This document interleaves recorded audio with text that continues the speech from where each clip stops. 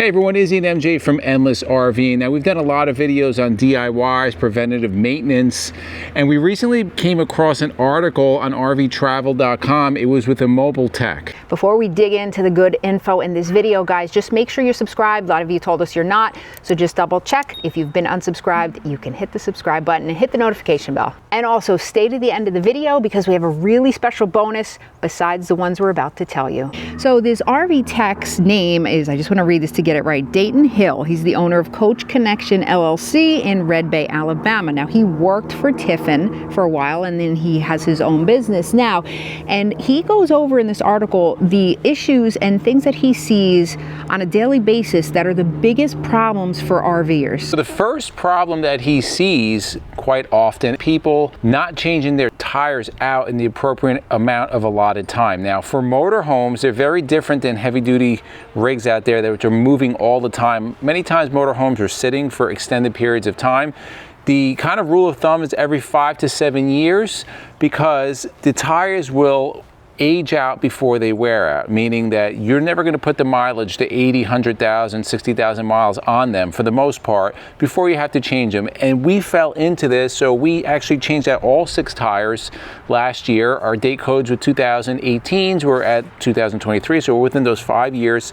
We now have the Toyo tires, and we also had a retro band put in them, which is a run flat protection. If we ever do have a blowout, number one, you'll keep a lot of control and keep control of that motorhome going down the road, but also you won't get damage to the motorhome. Just a quick note, guys, a lot of people know this, but a lot of people don't. You can find out when your tires were manufactured. There's a simple 4-digit code. Ours is right over here, and how it reads, it's going to have the year will be the last 2 digits, and then the first 2 digits are going to be the week of the year. So ours reads, at least on this front driver's side tire, 3422. So this tire was made on in the 34th week of 2022. Now there are some people that say, well, no, you don't need to change them.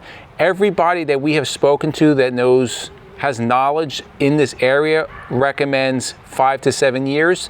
Is now an RV tech that we didn't have no affiliation with is also recommending the same. The next issue he sees a lot of is people not using a tire pressure monitoring system or even having one at all, or they just have it in there and they don't put it to use. This is really, guys, you probably have heard us say this a million times and we can't stress it enough.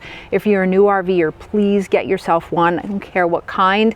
We use the Tire Minder A1AS, and this is great. It's almost like a mini tablet.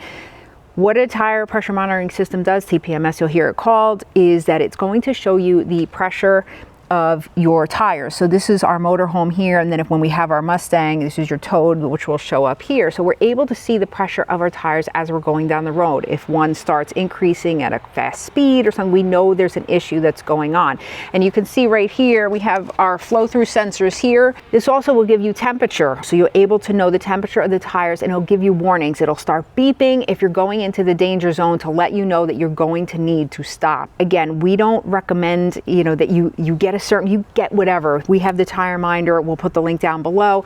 There's the TST. There's all different kinds out there. Just make sure your next trip and everyone thereafter, you definitely use a TPMS. The next one is a big mistake that we see all the time. This is just our opinion, is not using a black tank treatment. We use Liquified, guys. Matt's RV Reviews, Liquified.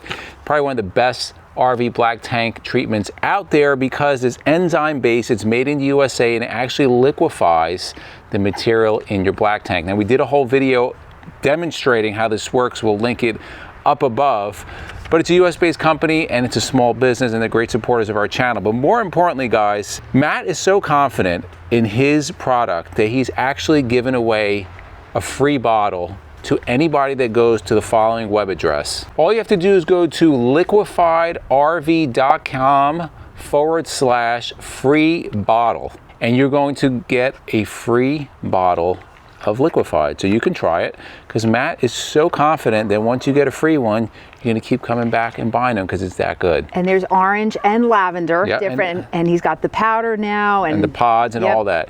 If you're skeptical about it, again, go to liquifiedrv.com/free bottle. You got nothing to lose, guys. Fill it out and get your free bottle. Go check them out. So the next problem he sees is people not using distilled water inside their radiators. So there are radiators over here in a diesel motorhome. It will be in either on the side or in the rear. But he says if you're using tap water or anything other than distilled water, it can cause rusting and can actually damage the radiator. So that is a point that he wanted to make. I will follow up in saying another thing, not keeping your radiator clean.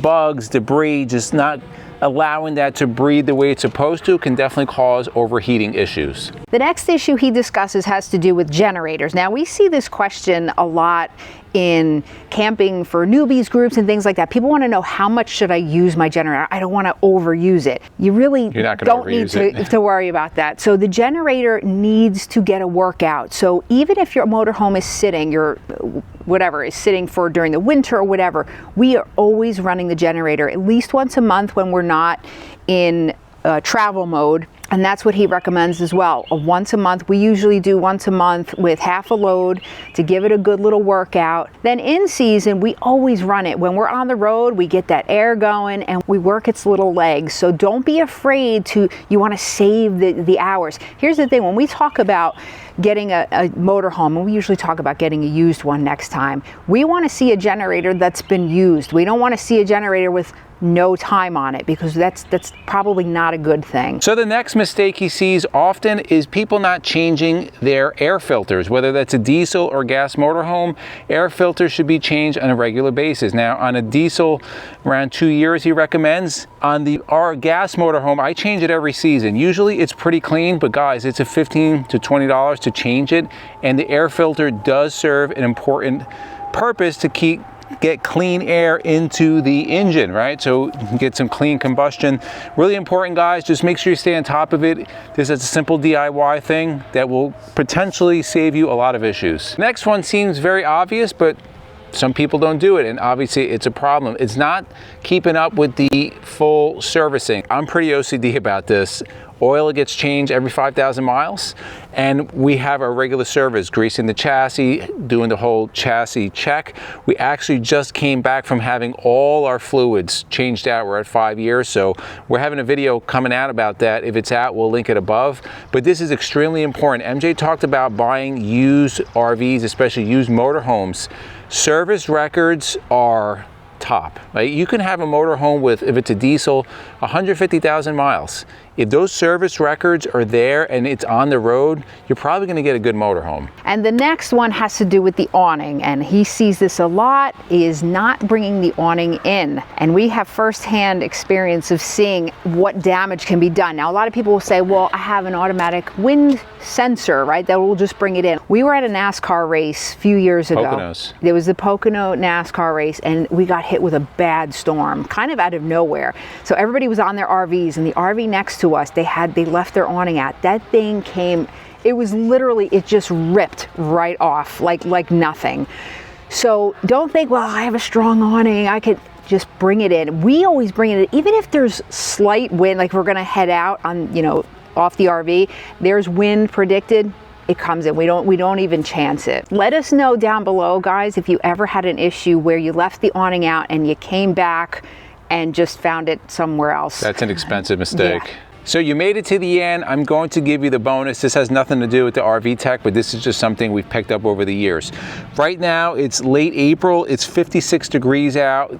It's relatively dry out. The bonus is, guys, using a dehumidifier, especially when you're not using the RV, but even when you are using the RV, because you produce a lot of humidity just from breathing.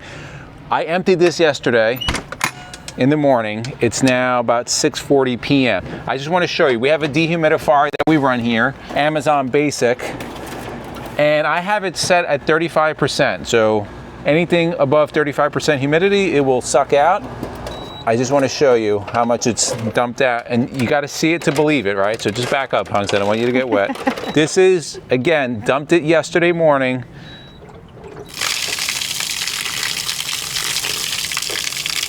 That's crazy, and it's not even summer. So it's not hot out, low humidity. That's how much it pulled out from our motorhome. We weren't cooking, we weren't showering. We haven't been in it. So that's just to show you guys, if you have the ability and you have hookups, run a dehumidifier. We'll put the one that we use down below. So in the comments below, let us know what some common mistakes that you see RVers do regarding service and just not doing things on their motorhomes or on their towables. Put it in the comments below. If you like videos like this, to the left of us, we'll put our RV newbies playlist, we'll put our RV DIY playlist, and for myself and MJ, it's a journey of a lifetime, and we'll see you on the road.